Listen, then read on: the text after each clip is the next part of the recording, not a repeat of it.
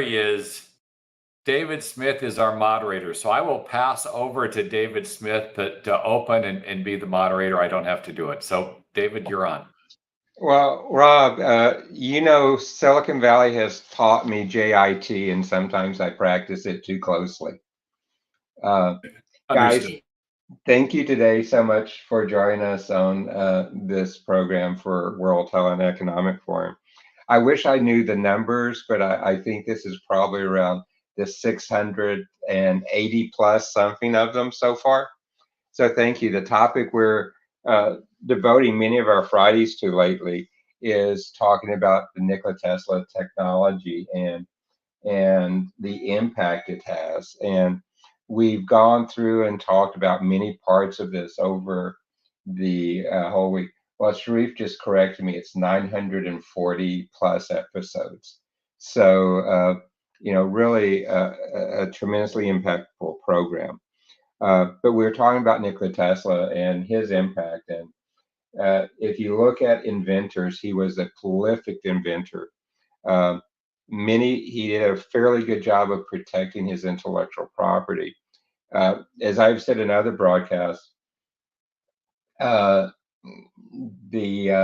his one failure is he did not do a good job of commercialization.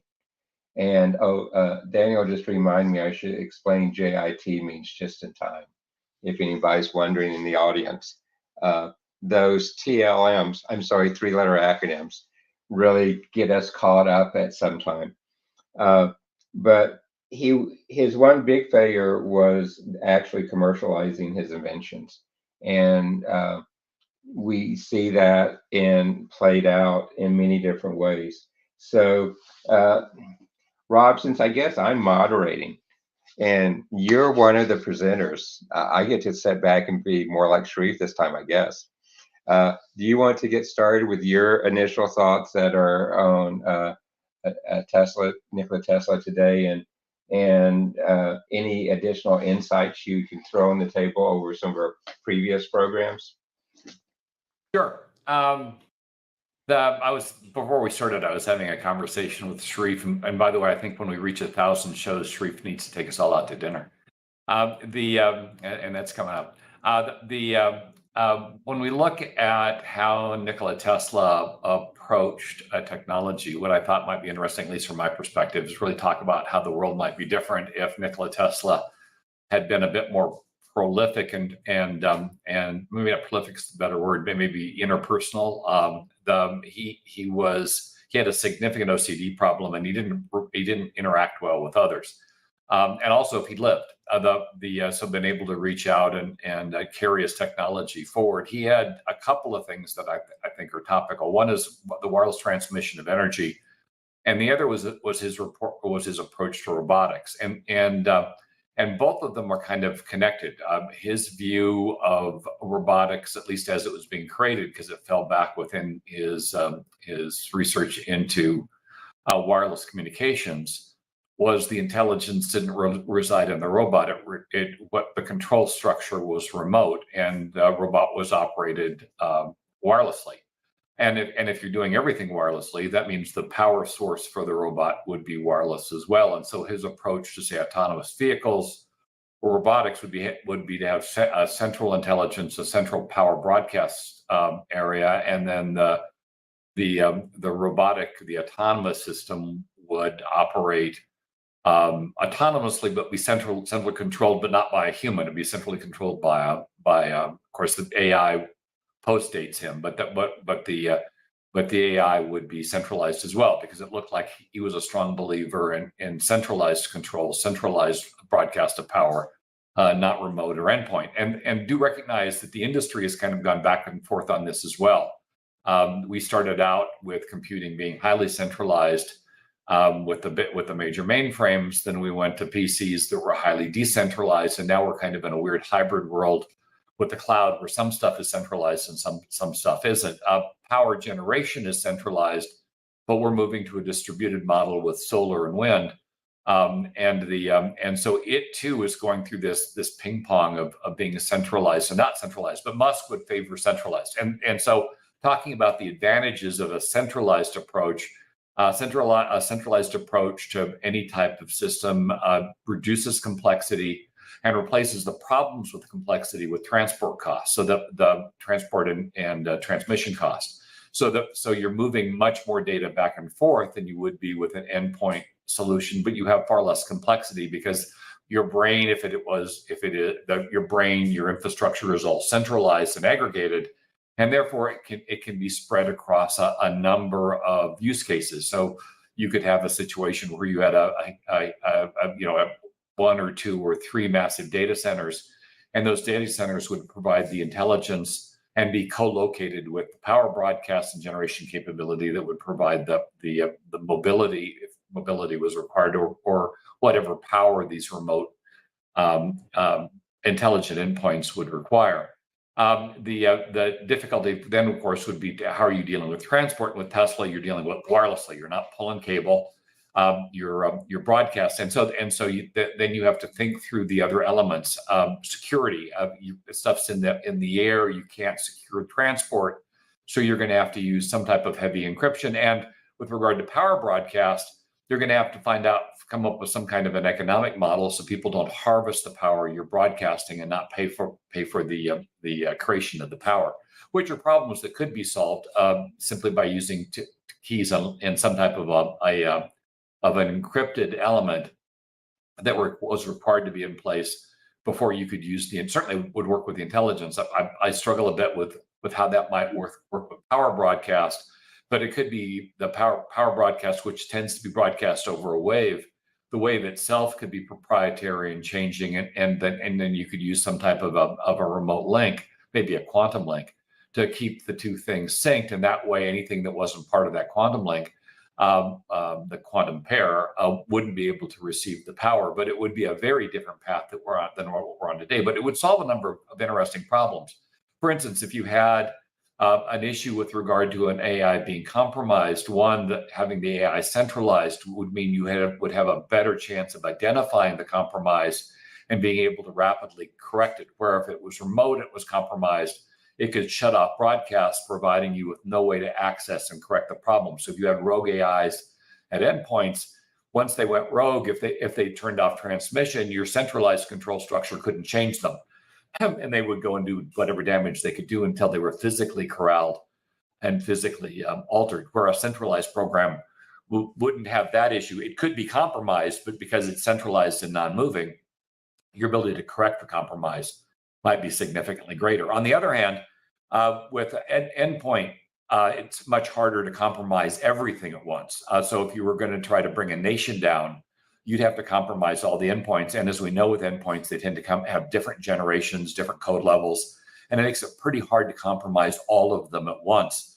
As a result, where if you centralize it, you compromise the centralized facility and you've compromised everything that they're connected to. So it would create a much larger or much more attractive target of opportunity for somebody wanting to bring down a nation. But it would be a different overall approach.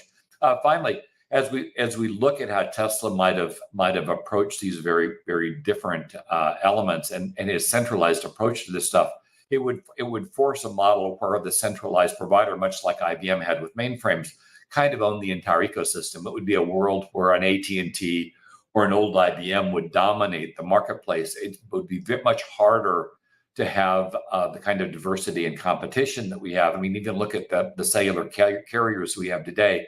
It's not like we have a ton of them. We basically have 3 large carriers and then a bunch of people that feed off those carriers, providing MVNO type of capabilities at the endpoints. But your power is structured into what is a very small group of companies who effectively control the market. And that would be consistent with Tesla's model, not a ton of competition and a high risk that one company like a General Electric, a company that Tesla himself wasn't particularly a fan of, would dominate the ecosystem. So it would be a different world, not necessarily better or worse, but different, with some advantages in terms of management and control and some disadvantages with regard to the attractiveness of the target and the ability to create nationwide catastrophes potentially far easier.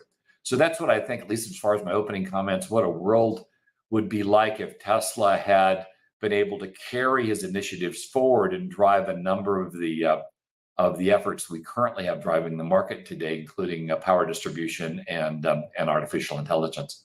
And now I'll pass over to the Reverend Daniel to talk about what he wants to talk about. Yeah, thanks again, Rob. I like the Tesla Friday concept. I mean, like fried Fridays, like imagine the big spread off the fried wires of the Tesla coil.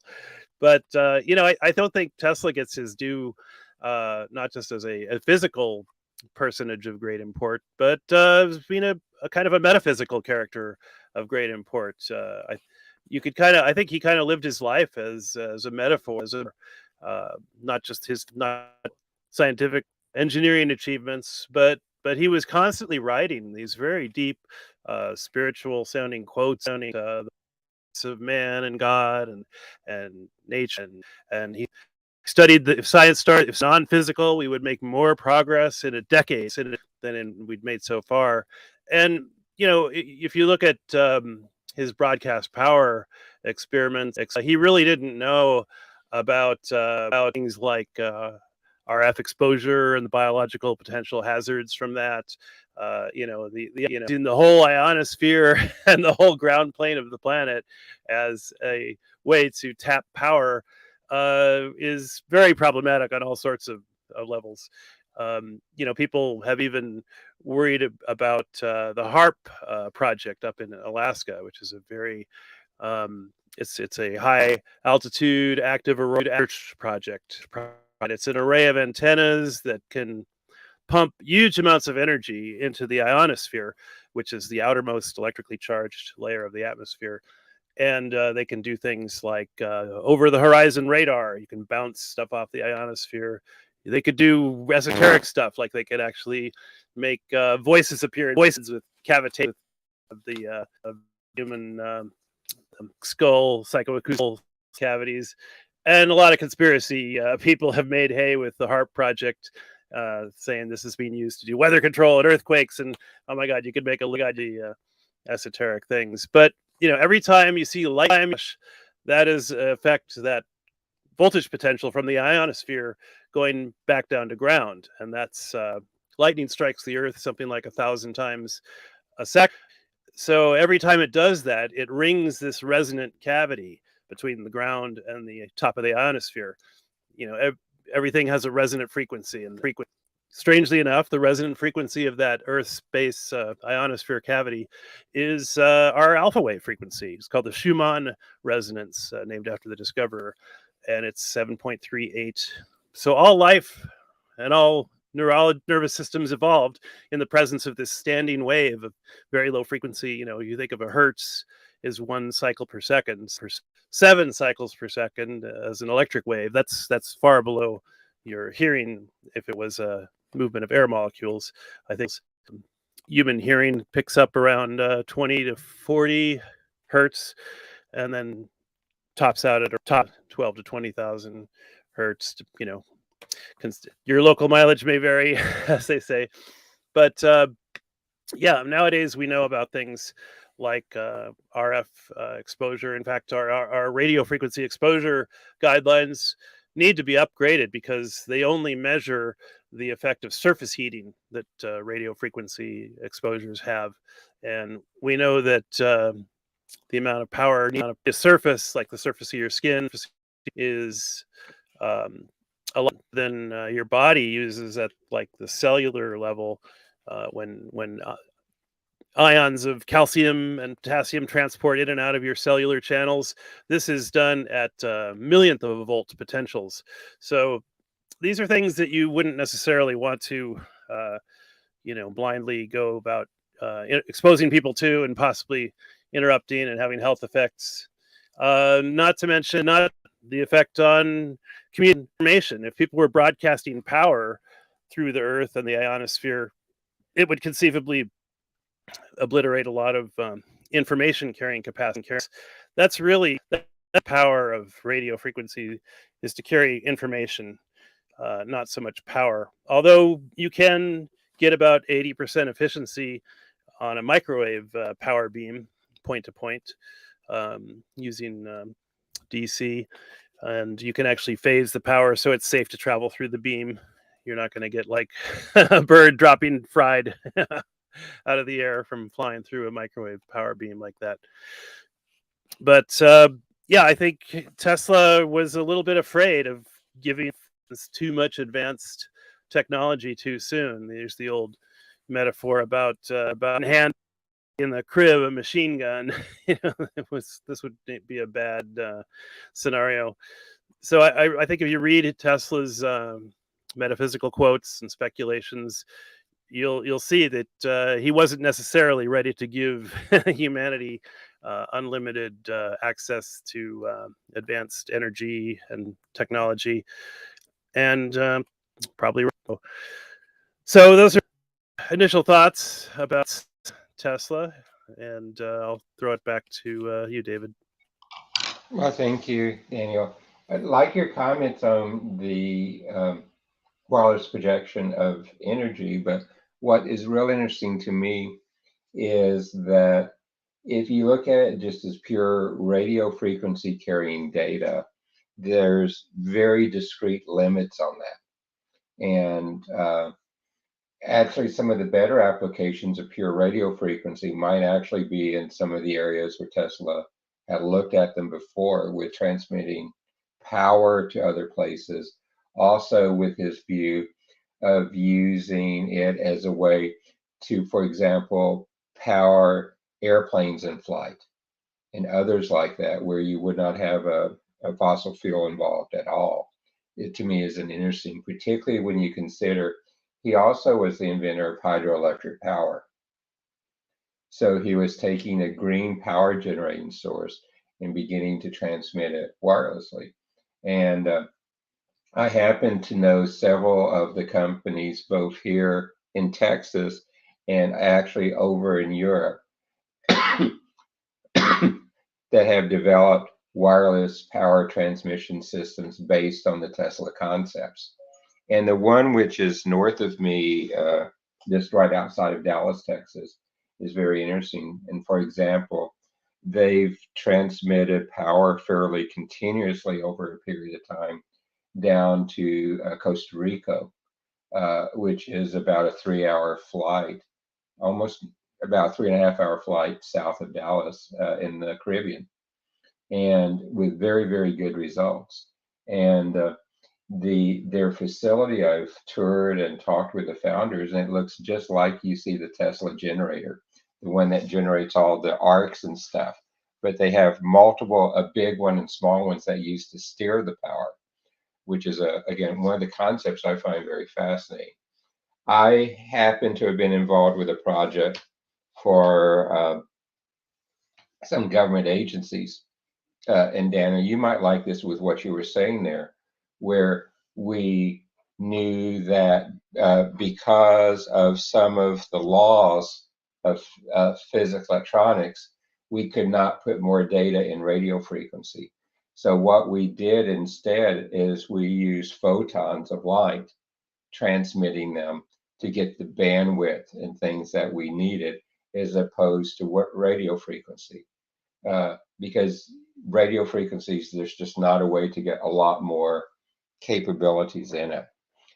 And that to me is one of the other ways that you begin to see it. But Tesla was really, I think, very good because he began to look not.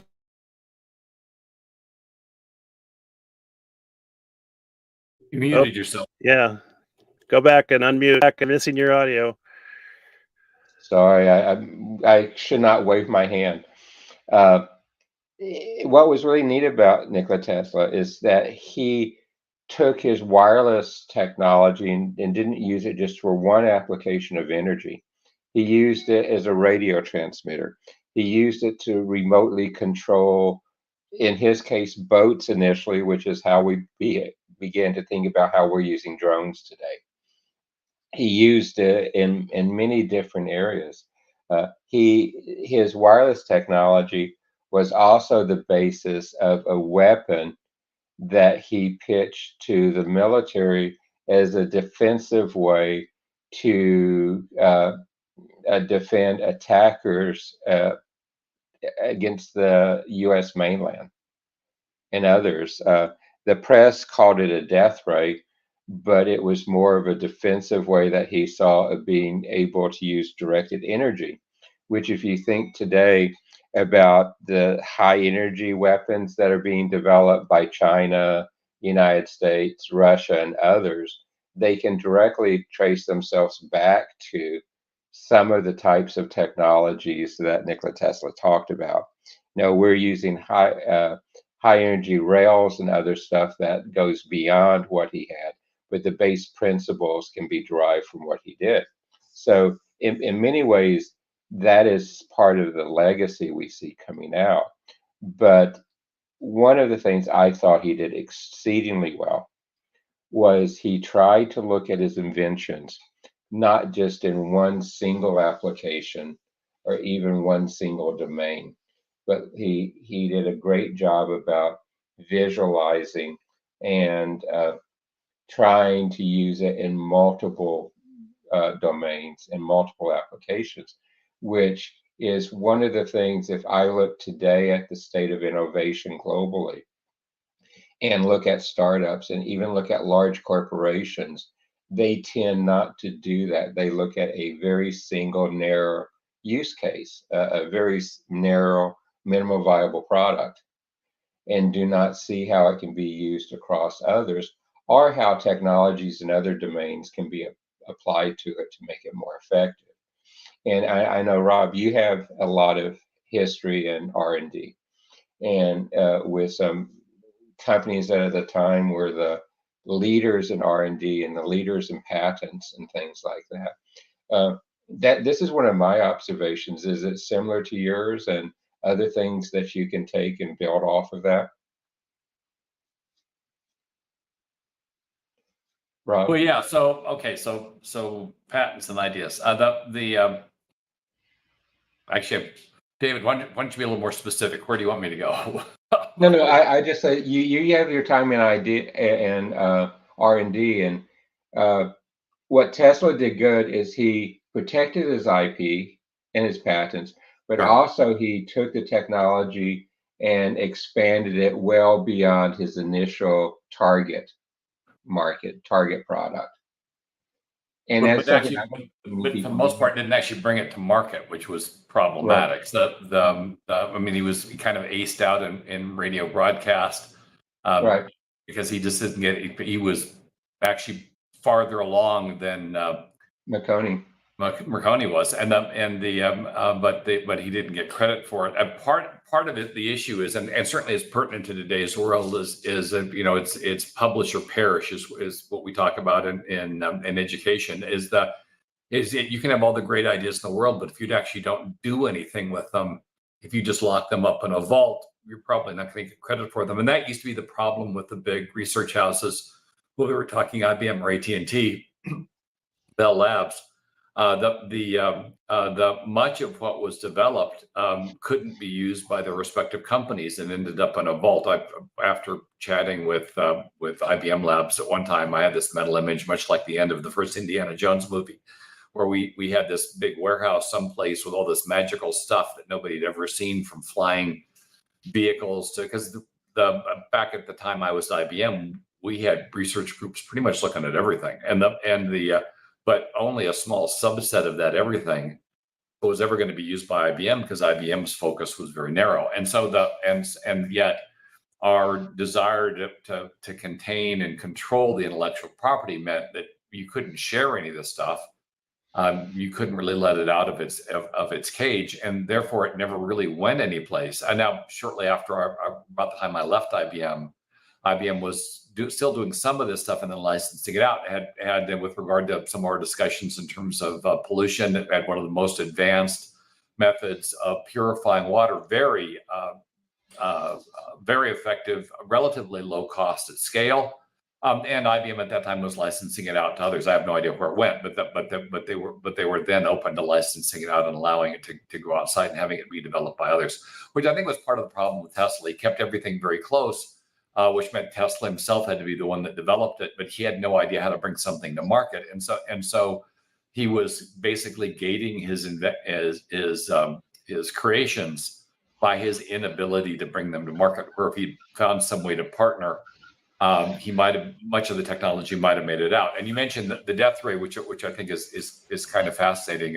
It's utilizing some type of metal ions in the atmosphere in order to direct and destroy aircraft. It was referred to as a death ray, but it seemed to work more like an EMP would work, but it wasn't an EMP. It looked like what it was using the metal ions in the atmosphere as a conductor to carry an electrical charge that would fry the electronics, very similar to what an EMP does, just a different way of doing it. And the question would be, since you're using the metal ions in the atmosphere, how the hell are you directing the charge? Because they're all around you. You somehow have to get those things to line up first and be a better conductor towards the aircraft, much like what happens with lightning. I mean, the example is, of course, lightning is directed. It does hit detailed elements from people to trees, and the whole thing about lightning never hitting the same thing twice, we've discovered is talking to people that have been hit by lightning more than once is total BS. It just, the odds are low that you're going to hit twice. It's not impossible. But raising that probability so that the selected target, the target you select, is hit and not everything else. Because you can imagine firing off a death ray. You've got your defensive aircraft up, the offensive aircraft are up. You fire your death ray, and because your aircraft are closer, suddenly all your aircraft have been disabled and have crashed. Probably not what the military was hoping for in terms of a defensive operation, but certainly making the attackers very happy. So the way that he was going to solve that problem would have been fascinating. And I'm looking underneath some of the research and some of the people that have criticized his research. One of these shortcomings was he didn't really understand how the atmosphere worked.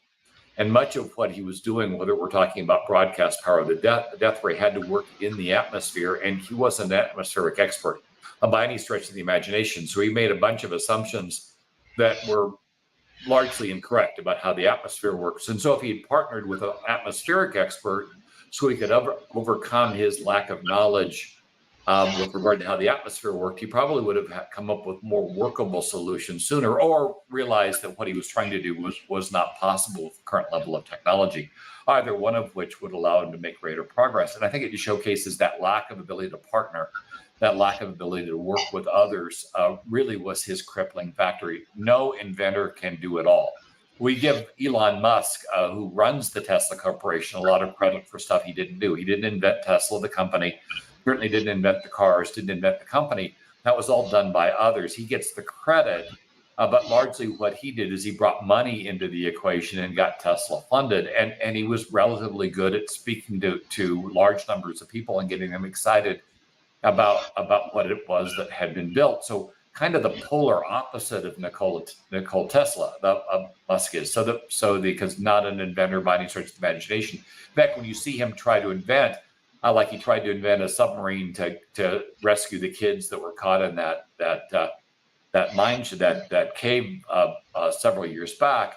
The submarine wouldn't have worked. It would have got. I mean, they were having trouble getting people through those channels. A non-flexible metal tube would have gotten stuck right off. And of course, and his response to anybody that criticized him was certainly one of the first responders that was there was to accuse the guy of being a pedophile. Because he disagreed with him, having no connection to what he disagreed with, and a fondness for children.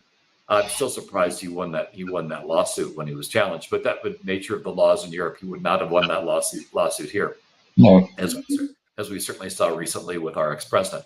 So in the end, the issue with Tesla was that he was probably too restrictive with his information. He was unwilling to partner, and you can certainly see how he got there. Because he'd worked with General Electric early on, and they burned him. Hadn't paid him.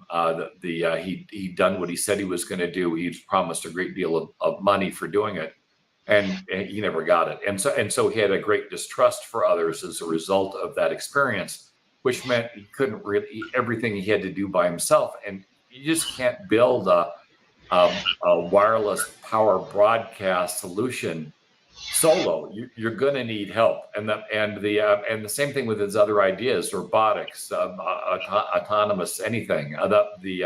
you're going to require a lot of people with different backgrounds to carry it forward. And that was the one thing he didn't get. And I think it was his crippling shortcoming, and why many of his well, by much of what he did never really made it to market ever. And why he was denied credit for the things that he was successful at creating. So the lesson to take away is you can't do it by yourself. You have to learn how to partner, and you have to learn how to share. And of course, in the current environment, we have concepts like open source, transparency, this idea that collaboration has to carry through to your customers so they can have a view of what it is you're doing. And it's so very important now, as we spin up artificial intelligence, to really understand what's going on inside the brains that we're using, so that if there is a problem, we can anticipate that problem before it does harm. And if it does do harm, we can go in and provide relatively rapid corrective action, and can understand what the cause of the harm is so it doesn't reoccur. Or if we're proprietary and closed, if something happens that's bad, it may take a while to figure out not only why it happened, but how to correct it. And at machine speeds with artificial intelligence, that can be deadly. So the very things that he did were limited by the things he couldn't do, and it's a cautionary tale, remains a cautionary tale in the market. Rob, I love what you were saying there, and just a couple of points before we go to Daniel. I think I've mentioned before, I did a project for McGrady at IBM, where we were looking at the utilization of IBM patents. And at the end of our study, we came up to the conclusion that only 12% of IBM's patents ever showed up in IBM products. Yeah. So I'm surprised it was that high, because when I was working with labs, I would have probably argued closer to 2 or 3% was ever making it out. The amount of course, it may very well be that the patents they were willing to share with you weren't all the patents, because a lot of that stuff was no, Rob, what the CEOs difference would love to see it. Is the patents that got widely used were patents in operations, and not patents out of the labs. And that's what skewed that percentage. If I were just looking out at the labs, the percentage was probably around 3%. Right. So there's you're talking patents, and I in my head I was mixing up research with patents, because a lot of the stuff that IBM did wasn't even patented, because it was considered so secure. Yeah, it was trace that you did never. It was back in IBM's very proprietary days. You just didn't share stuff. They were in the candy wrap foil packages that ended up in safes and hard to get to places. Though some of the security breaches I found as an internal auditor at IBM were just kind of shocking. If people knew what I knew back then, they could have probably gotten access to all of that crap. But that's a whole subject for a different day. The other thing you said that was interesting is you were talking about Nikola Tesla's radio side and his battles with Marconi. So Nikola Tesla filed the original patent. Marconi overturned, and it was granted to him. But actually, in 1975, Tesla's family protested, and Marconi's patent was overturned. It was given back to Tesla. So it's one of those interesting changing sides, which is going to kind of be impactful in the question I'm going to ask Daniel in a minute. But the other thing that I find is I love you talking about the impact of using the atmosphere as a way to go and fry the electronics and things. A good friend of mine here in Austin was one of the top guys. Remember when Ronald Reagan started the Star Wars project? And it was using directed energy. And its goal was to intercept the intercontinental ballistic missile. And guess what? Lasers. Well, with energy burst lasers, but it was to heat it and fry the electronics. So it's the same type of concept as Nikola Tesla had, but delivered with some more modern technology than he had at the time, of using directed energy, and a laser is just a directed energy device when you get down to it. So Daniel, and the problem that they had was similar to the one that Tesla had to overcome, was atmosphere. Over distance, atmosphere degrades the laser to a point that it's extremely hard to maintain that kind of heat that you need, at the endpoint, especially if you're firing from the surface and into space or into the higher levels of atmosphere. Degrades the laser a lot. So the amount of power you've got to put into that laser is prohibitive. On the other hand, they almost quickly moved to satellite-based lasers to do the same thing, and then it's a matter of coverage. But now you're operating in space, and space doesn't degrade the laser. Yeah, and high altitude platform bases too. And those were two of the approaches there that were really pretty interesting, and were actually successfully demonstrated. There's some arguments that it may actually that some of those satellites may be capable of that. Certainly, the Russians have put up satellites that are capable of destroying objects that are in orbit. It would surprise me that we haven't as well. Well, and if you look at some of what PRC is doing, what China's doing, right? It's very clear they've done the same as well. So all the major powers that are space capable have done that. Yeah, that's my belief. Using different approaches. So Daniel, here's my question for you. If you look at the time of Nikola Tesla, the government at that time was not as fractured as we have today. If you look at the time of Nikola Tesla, our global environment, we really didn't have an active global environment for business at that time. It was, again, a very fractured environment for business.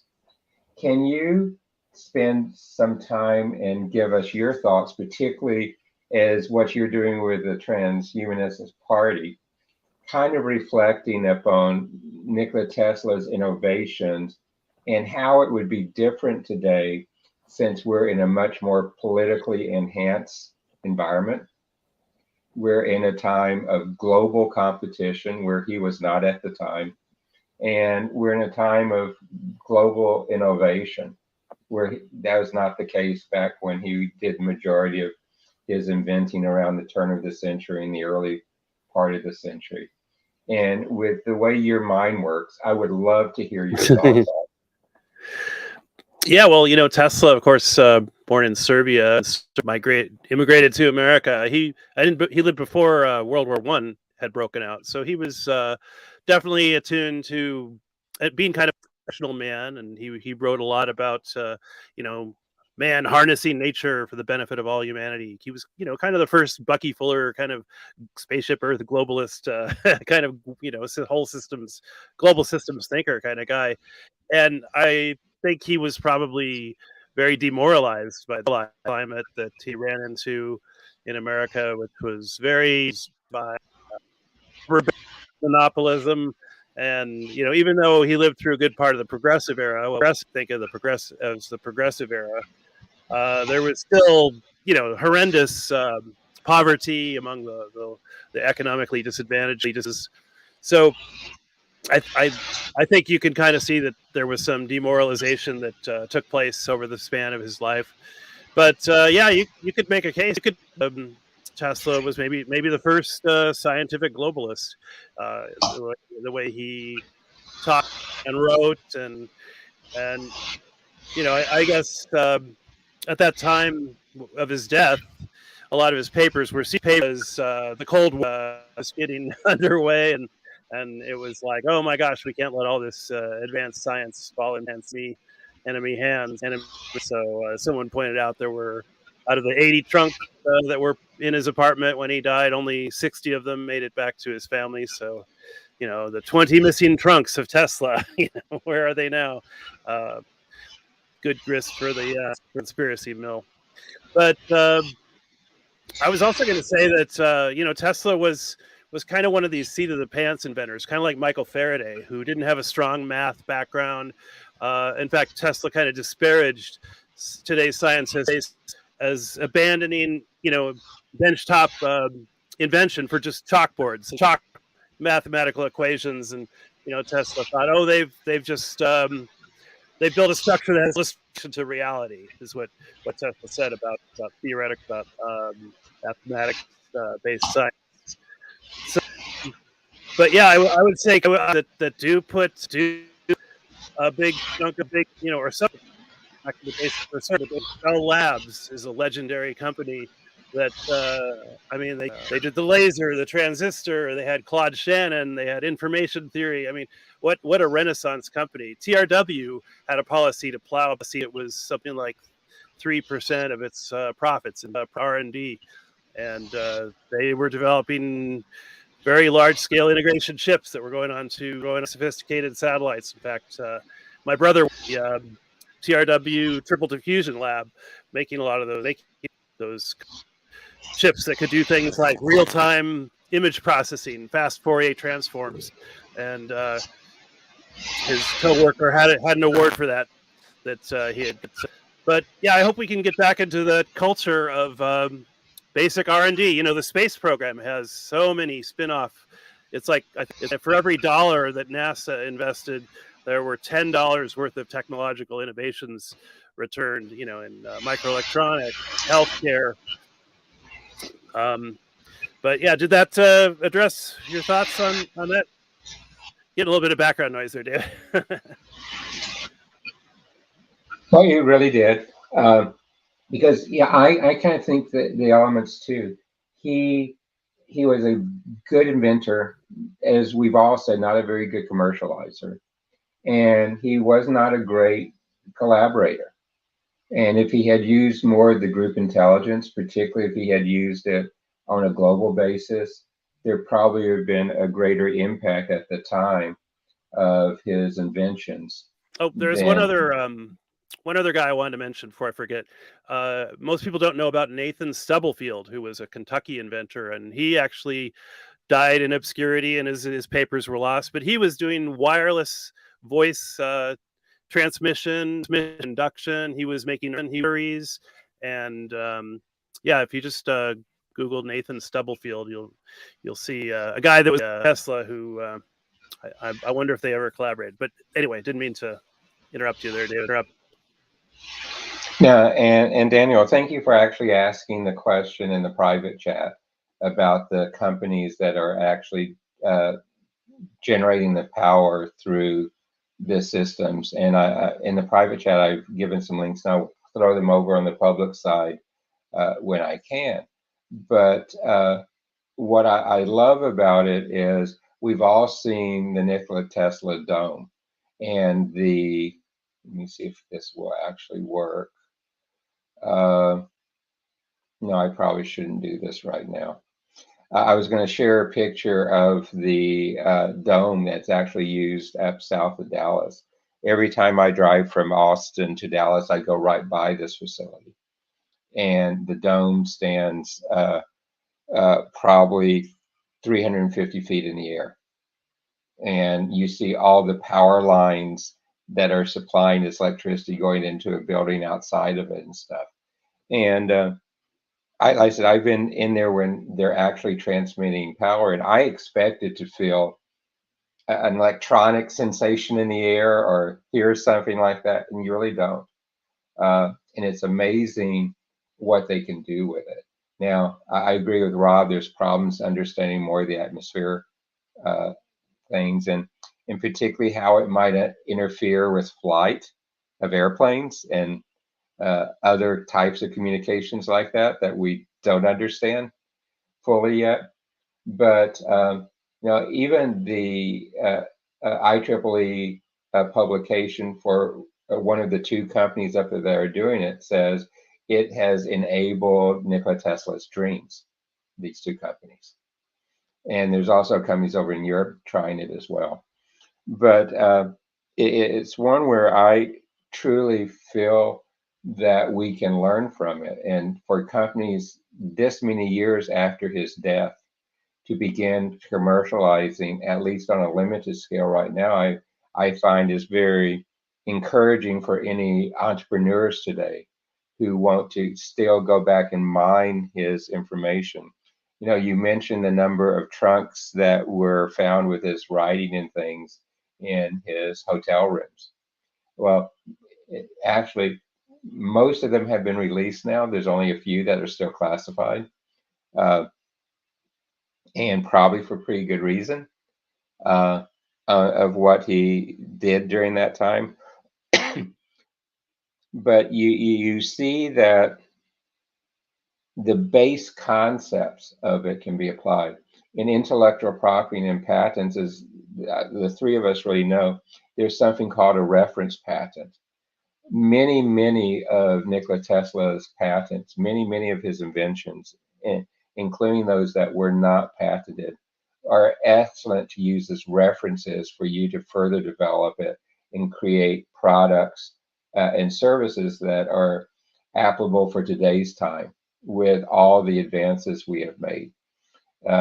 And just think if he had access to high performance computing. Just think if he had access to the advances in material science and optical science, and the amount of sensors we have. Give him space-based sensors back then, and what could he have done with understanding how to maybe even project the wireless energy better? I'm amazed what he did with the technology he had at that time. And I'm always fascinated by the impact he had with the tools he had at his disposal at the time. So really a prolific and profound inventor. Rob, we're going on what, 47 minutes right now. Do you want to go ahead and put some closing remarks together? Sure. So Nikola Tesla remains a cautionary tale. It showcases that even with extreme brilliance, and he had a near photographic memory, that without partnering, or the ability to partner, and the ability to recognize your shortcomings and thus bring on board assets or people that can overcome those shortcomings, you can't reach the potential that you otherwise would have. And Tesla died pretty much broke, naked, and in socks. So his passing wasn't memorable at all. And at the time that he died, clearly his influence wasn't what it could have been, and largely due to the fact that he had an inability to partner and work with others. And so the one skill everybody really does need to have is that ability to work with others. In fact, if you contrast Elon Musk, who trades to a large extent off Tesla's name, and Tesla, it is pretty much showcasing the power of the two opposites. Musk is no inventor. He has no photographic memory. He is particularly good at pitching an idea, and he's very wealthy and perceived as being very successful. I would argue currently somewhat self-destructive in a very different way. But it showcases the power of those two skill sets. And so being able to invent and create something is very powerful. Being able to bring it to market and get people excited about it is more so. And so of the two skills, the more important one is marketing. Steve Jobs never finished his education. His engineering skills were pathetic at best. Yet he was able to bring Apple to market the first time, recover Apple the second time, and laid the foundation for Apple's success today. And again, with none of the skills that Tesla had, but critical to the underlying success of the company. So every company needs breadth. And putting too much weight on the founder, putting too much weight on the creator, and ever thinking that you can do it all yourself is foolish. One final example would be Mark Zuckerberg. Mark Zuckerberg, even at scale, decided he was going to do the metaverse by himself, spent billions of dollars. And at last review, I think he's made upwards of $900 in revenue from that particular effort. In terms of the metaverse itself, not the headsets. And showcasing you can spend billions of dollars and still not be successful if you really try to do it yourselves, as compared to Microsoft, who sought partners, built out an ecosystem, and was extremely successful in their ramp to market in the 80s.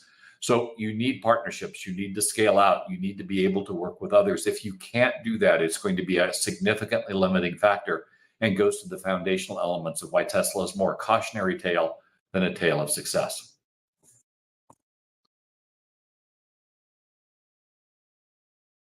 And Rob, I agree with you, Daniel. Yeah, I keep thinking that, what more is there to say about Tesla? But it's like, what more is there not to say? His life is so full of lessons and full of potential. There's that old what would Jesus do? Jesus, we need what would we but what would he not do? Because yeah, for sure he made a lot of mistakes in trying to commercialize or failing to commercialize his work. But one of his quotes is, "Of all things, he liked books the best," and so he was I think a lover of pure knowledge and experimentation. So yeah, a very problematic role model, but a towering role model nonetheless. And I'm glad his name is not forgotten, and his spirit of invention and benefiting humanity lives beyond him as it should. And I hope. I kind of think that whether or not we're going to be successful as a species really is on if we have enough people that care about things that are bigger than themselves. If a lot of people, when I was running for city council, I talked to this one guy, and he was like, "I don't care what happens after I'm gone. The world, I need what it wants." I thought, wow, I mean, what an attitude. Just you live like an a-hole your whole life, then you go on the menu for worms, and that's all there is to life. I hope that there's at least maybe 10% of the population that has ideals that go beyond their own ecosystem, so to speak. And it doesn't take 90% of people to make huge change. I think a lot of historians have evolved. There's a critical mass. It's maybe as small as 3% or 10%, but what's that Margaret Mead quote? Never doubt that a small committed majority can change the world. It's the only thing that ever has. So, we're lucky to have Tesla on that side of history. So, thanks again for the invite to be here. Rob, Daniel, thank you so very much. And let's thank Dr. Sharif, for putting these programs on, really.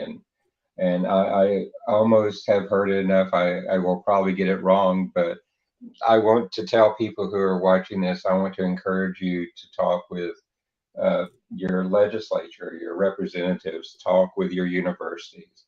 If you're an inventor, an entrepreneur, please collaborate with others to begin to do it. With over 940 episodes, this represents a wealth of information, just like Nikola Tesla's archives represent a wealth of information, going back and going through the programs and listening to them. I know as I've participated, I've gotten great insights from listening to people like Rob and Daniel and others on technologies and applications and processes as well. So do take the time, share this program, share the other programs with it, and look at how you can have an impact. The World Talent Economic Forum, the keyword's talent, which is the human capital. Work even with artificial intelligence and robotics and stuff. The human capital is still one of the most important parts of invention, of innovation. And please use your resources, please collaborate with others, use the group intelligence, and let's work together to make a difference, not only in your own community, in your own region, in your own country, but let's make a difference worldwide. And with the audience that we have here with the World Talent Economic Forum, I believe we have the catalyst points that can begin to do that. So thank you so very much for enjoying the program. I wish I had the tools that Sharif has as a host to be able to show stuff across the screen and to be able to actually start his video roll on the X of this. I would love to have that B-roll, but we don't have it here. So thank you everyone for joining. And Rob, Daniel, I think we probably should just leave the studio and it will go ahead and terminate the broadcast, and I believe. So thank you for everyone for being part of it, and look forward to participating with you all next week. And Rob, Reverend Daniel, thank you so much for your participation again.